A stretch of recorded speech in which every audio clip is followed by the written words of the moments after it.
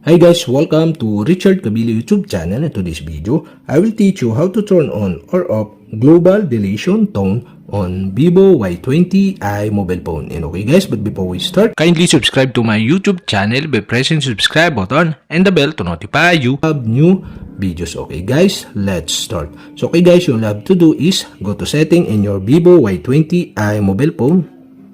In settings, scroll down and go to sounds and vibration. In sounds and vibration, scroll down again and you can see the global deletion tone. And on the right side of this, you can see the switch button. And okay guys, to turn on this, you'll have to do switch on the switch button on the right side. And that's it. Okay, we have successfully turned on. And to turn off again, you'll have to do switch off the switch button on the right side. And that's it. Okay, we have successfully turned on or off global deletion tone on Vivo Y20i mobile phone. And okay guys, if you have a question, kindly comment below. And don't forget to hit the subscribe button and the bell to notify you if I have new videos. Okay guys, thank you for watching.